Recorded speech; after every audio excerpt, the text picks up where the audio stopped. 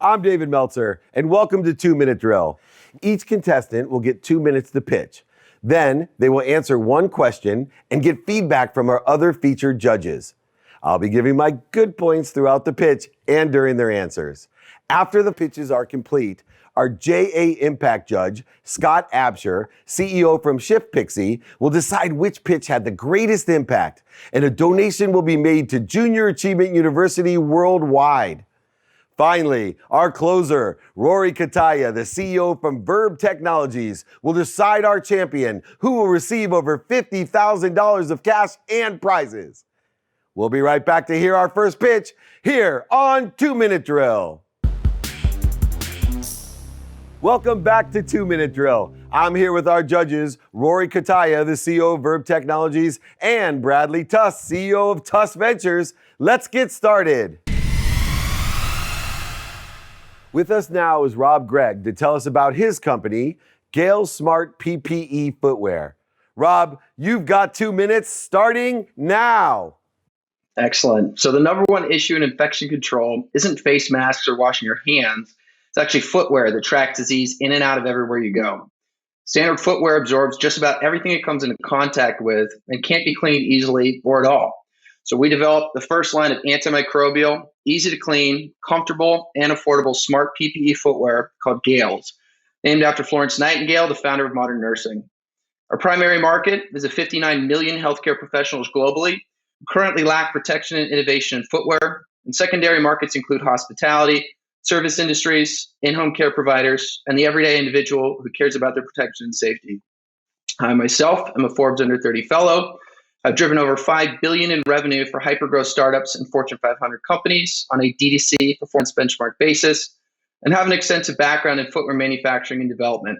And when my brother-in-law was saved by the NHS earlier this year, I shifted my full-time focus and attention to giving back to the healthcare community.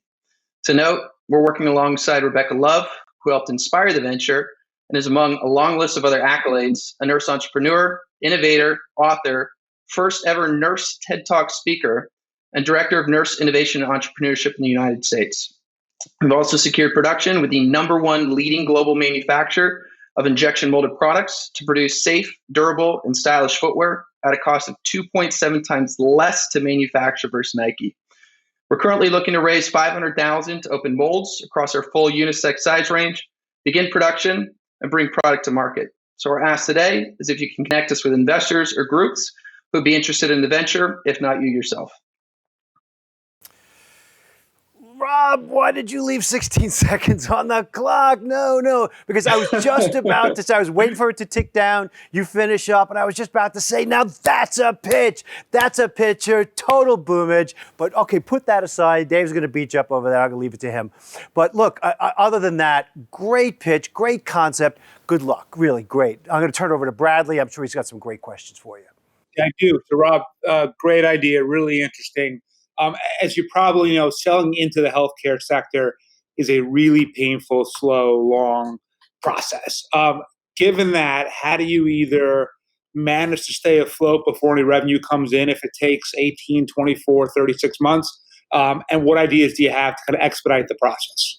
Yeah, so we're actually focusing on a D2C customer acquisition strategy. My background is in both powering customer acquisition on a performance benchmark basis, for both startups and established companies alike. So we've calculated our cost per acquisition around $29, taking a content marketing strategy spread across the individual ad exchanges that we currently have preferred partner relationships with to ramp that up. And based on our margins at 89% gross margin, we should be profitable in every pair sold. That's great. Hey, Rob, credibility was just dripping off of your pitch until you left all those seconds. So I know Rory told you you're going to get hit a little bit. A Forbes 30 under 30 kid, you have to know that each of those seconds are so valuable because there are a lot of questions that need to be answered. One of the interesting things is I think there is, and especially considering the expertise that Bradley Tuss have, leveraging someone like that could really open up your limited view of what that product can actually do. I see even with the name, you're limiting it with the Nightingale name. That should be a model. And even licensing it out as you might have a unique microfibril manufacturing device that actually is more valuable than creating your own form factors, but going to the biggest shoe manufacturers in the world to sell worldwide immediately. I thought your pitch was fantastic. And next time, just include more information so we can even add more value to what we think you can do. Congratulations. Thank you so much. And now we'll hear from Brett Weisbrot, Vice President of Sales at Playmaker. Brett, now's your time on 2-Minute Drill. David, thank you for having me on the show. As you just said, I am Brett Weisbrot. I lead partnerships and sales for Playmaker. Prior to this, I had spent time on the revenue side in professional sports and also with Rock Nation on the sports and music side as well. Playmaker itself is a next-generation digital media, content distribution, and commerce company. We celebrate the come-ups and the comebacks in the sports world. We highlight the hard work that it takes to gain that success, and we share these stories all over social. We have multiple revenue streams, which is very important for a business like ours. We make Playmaker branded merchandise, as you can see here on my shirt. We created our first sneaker last week on Black Friday, which just went out on pre-order for the first time. And our apparel was seen all over, being worn by NBA players this past season in Orlando. So that was really important. We integrate branded content for our 10 million on Instagram and TikTok. So we have handles on both networks with over 10 million followers. And we integrate partners into these handles like Panini, Body Armor, Manscaped, all the brands in the world that are looking to get in front of these young and social communities. We also create episodic content on different streaming platforms. We just had a 10-episode original series with Road to the Fight with Nate Robinson right before the fight this past week on Snap. And then we also right now are in the middle of Fastest Man in Football with Tyreek Hill, also on Snapchat, so growing out the show side of our business. And then we also develop music partnerships with top labels, Atlantic Records, RCA Records, Universal Music Group, Warner Music Group. And we do what it takes to help push the music out and create unique partnerships and blend it with sports when possible, because that hoops and sports culture is just so entrenched into the music business. We also establish athlete influencer partnerships with players like Isaiah Thomas, Beasley. Okay, Brett, you missed watching the clock. They ran out of time, and we didn't get that good solid close. But it looks like you've got really established big business going on. It sounds pretty interesting. I would like to have heard something about what's the revenue stream looking like. I mean, it sounds like you've launched, you've done a bunch of things. So I'm curious about that. You know what? Why don't you take a moment now and tell us, how's the business doing? Yeah, so we did $600,000 in 2019. We did $600,000. This year we're going to be around 1.3 by the end of the month for the year million, and then next year we'll be between 2 and 2.5 million in revenue without any investment. With investment, we figure we're going to be at least 5 million next year if we could bring in $1 million in investment. Brett, good pitch, great company, and I think you made a common error in making it more complex and hype up. I would have preferred for you to take all the successes you had and got down to details. It always makes me nervous when someone asks, or he has to ask about revenue, when you have from, literally bootstrapping $600,000 your first year in revenue. That's significant success. And I would have rather you started with, here's my experience and here's what I've been able to do. And I'm working with the biggest stars as I had for the last 2 decades, and we're able and capable of driving $600,000 in revenue. That's much more credible, because you let my mind wander on your credibility. You started off, I'm like, this guy is a player, to all of the data wasn't aligned with it. It was just a bunch of names coming at me and a bunch of different activations. And I want to know the success that you've had. And ironically, you backed it up. Your answers were incredible. They were surprising to me. You need to articulate that a little bit better in the pitch. But otherwise, you and I both know you're on the right track. Thank you so much. Thank you, David. Stay tuned for more great pitches on 2-Minute Drill. But first, here's a tip of the day from Jayson Waller with True Underdog Podcast. Hey, I'm Jayson Waller, True Underdog Podcast, with your tip of the day for the 2-Minute Drill. Confidence is key. So have a plan with regard to what you want to say in your pitch and practice until you can do it in your sleep. Make sure you're strong in your delivery, stand up straight, and look into the eyes of the people you're pitching.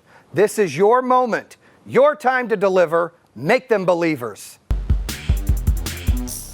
Welcome back to 2 Minute Drill. Now let's get to our next contestant. I'm excited to hear our next pitch from Gerald Jackson. Gerald is the CEO of Connects 24/7. Gerald, you're up on 2 Minute Drill. Hey, what's going on, Dave? As you know, my name is Gerald Jackson Jr. I am the CEO and co-founder of Connects 24/7, a platform that globally connects 1.9 billion athletes to each other to share resources while minimizing their exploitation and creating self-sufficient economies. Our first iteration, 24/7 competition, a pickup game app launched successfully in the App Store with just below 500 users. In doing so, we discovered a deeper issue that met the short and long-term needs of athletes. As an aspiring NBA player myself, I engage with athletes across the entire athletic life cycle, from players, parents, coaches, trainers, nutritionists, massage therapy, from the collegiate level to professional level to overseas. The problem is, Dave, I hear the same recurring stories. I didn't know, misinformation, poor advice, I was exploited, no money, to depression, things that literally impact the life of athletes' outcomes as human beings. Athletes like myself literally curate our own economies and communities and experiences from new trainers, coaches, massage therapists, and people like you. But without a central platform, shared knowledge and information and untapped opportunities, athletes are always left to who they knew, where they live, and it doesn't help them reach peak performance on and off the court. So my ask, Dave, I think you would be a great fit, considering the fact that you've leveraged over $20 billion in capital with athletes and with athletes and businesses, as well as bring in strategic partners and preferably a retired professional athlete as well. We seek $50,000 to bring our MVP to the go-to market, which will facilitate in athletes finding an efficient way to connect with each other, discover each other, train with each other, share knowledge and resources and information, and also as well as transact as sportspreneurs in our bare bones marketplace. Okay, Gerald, good. I mean, you manage your time pretty well. I think, and I sort of like your cadence, and you're very engaging. Oh, good. Let's see the app. I think that's something that I would like to have seen during the 2 minutes. Yes, thank you. Here's our MVP. It'll allow athletes to onboard. You can put your school, like pretty much your resume, your accolades. And so what's important about this, when we go to our go-to market, which is the high school market, every year is 2 million athletes coming into the high school market in the U.S. And so even right now, during COVID-19, people are still looking for places to train, places to work out. If I'm a parent and I have a child that's a serious athlete, how do I get them to connect with someone that's already done it before to pass back that knowledge and resources, similar to a LinkedIn? So the stuff that you're sharing right now, this is what really should have been part of your pitch, because I sort of had a pretty good general idea of what you do and what the business is. I'll tell you what I didn't get, even when we gave you the extra couple of minutes here to pitch. How do you make money? Do you intend to make money from this? Is this a profit business? A not-for-profit? Oh, you do. Okay, so you got another 10 seconds. How do you make money? So our first, in our roadmap, when we're rolling out, we want athletes to come on and onboard for free. It's for trainers. They'll pay a monthly membership because we'll be pretty much bringing them. Key piece of information there. So I'm going to talk specifically about the pitch itself. Number one, it was well rehearsed and practiced. If you would have started, I think Rory suggested, with the app and said, look, we've already developed the app. We're in beta. I have these relationships because I'm an ex-player myself. I'm going to build a community and monetize it. You would have even done better on the pitch, because the only thing that I felt was bad with the pitch was, our reading list that you're sharing with everyone. I know Brown Bear is a great book, but it's not applying to your business. And then two, you didn't prioritize the better part of your business in the content. So if you do that next time, I think not only will you resolve some of these questions at an early stage, but you also have more credibility and have a better chance of getting that investment you're looking for. Thank you so much. Thank you. With us next is Spandana Naka. She's the co-founder and CEO of Sleek. Spandana, your 2 minutes starts now. Hi, my name is Spandana. I'm the co-founder and CEO for Sleek. Sleek is an AI company reinventing the way people wait in lines. For thousands of years, we've waited in the line the same way, just one after the other, waiting for your turn to make a purchase or to get in. The biggest innovations we've seen is take a number and wait for your turn, or a buzzer system and whatnot.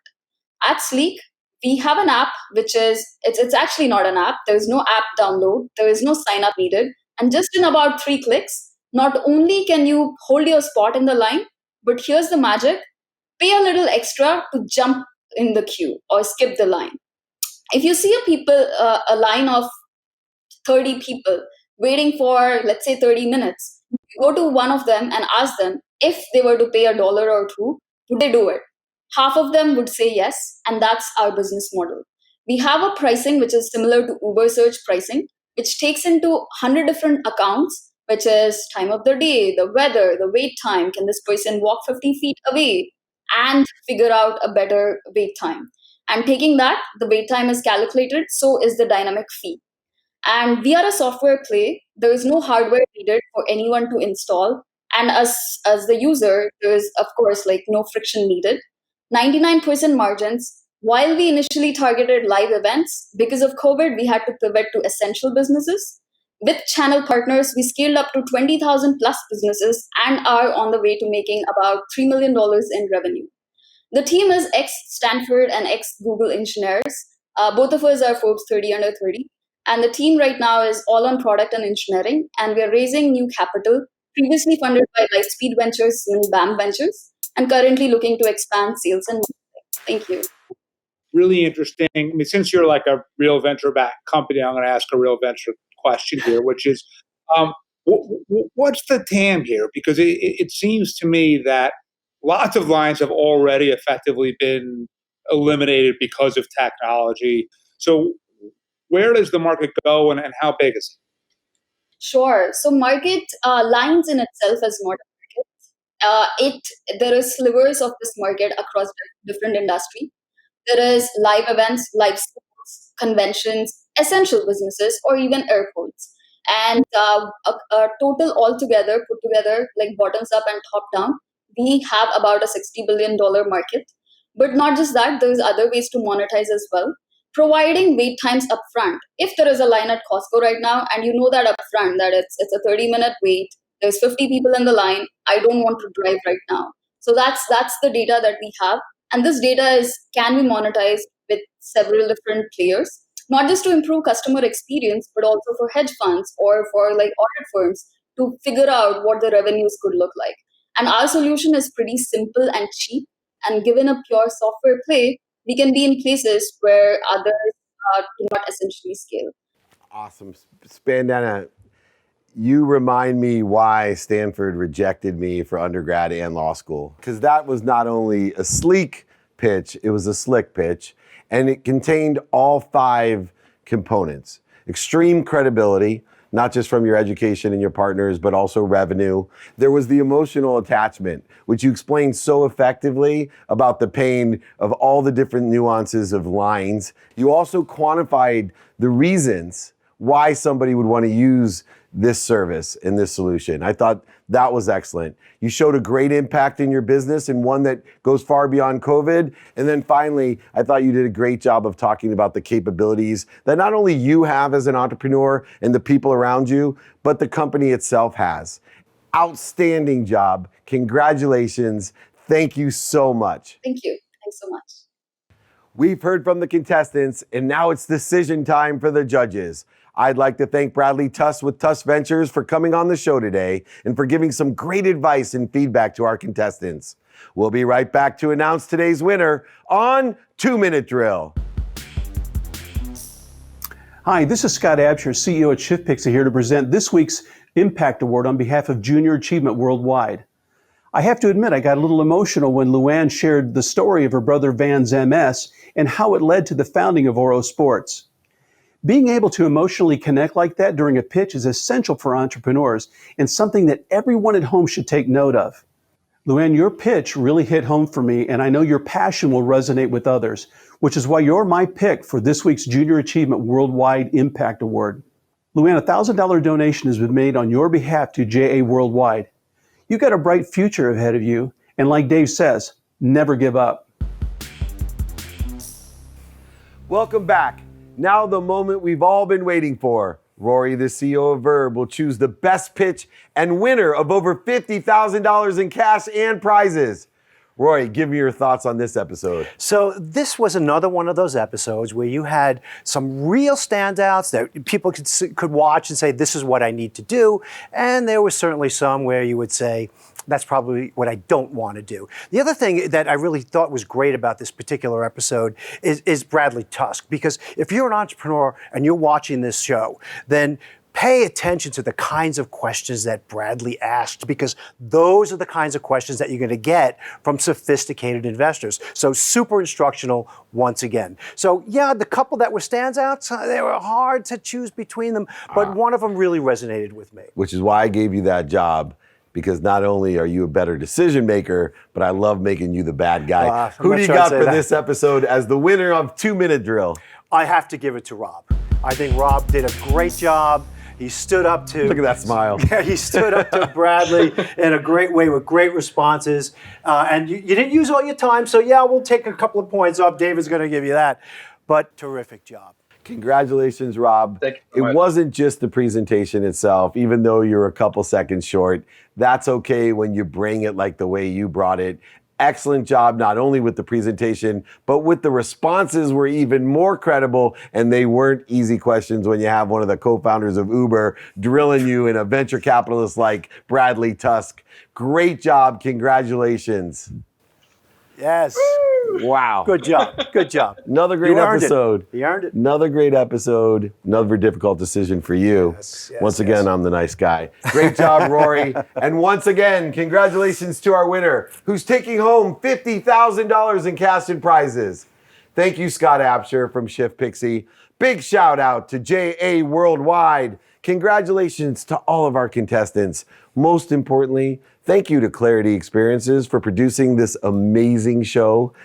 I'd like to recognize all of our generous sponsors for providing over $50,000 of cash and prizes to our contestants. Remember, everyone, be kind to your future self and do good deeds. See you next week on 2 Minute Drill. The best part of being on the show was the feedback, the honest feedback, I must say. The judges were very candid, and I think that will only strengthen us in terms of pitching and other competitions in the future. My best piece of advice was to show my product first, because we actually have a product, and I probably dropped the ball there. So that's all I can say. I think I did pretty good. I'm really excited. Being able to share our story and I guess, being able to, engage with Dave. Best piece of advice, I would say, perhaps looking at other contestants and how they form their pitch. I think some of those things were helpful. Best piece of advice, well, first off, was to capitalize on those extra 17 seconds I think it had left, but also on the market expansion. So looking outside of just the medical community where we're initially focused, but it was incredible to see the feedback and eagerness to bring it into some other industries, which I'll definitely put a strong focus on moving forward.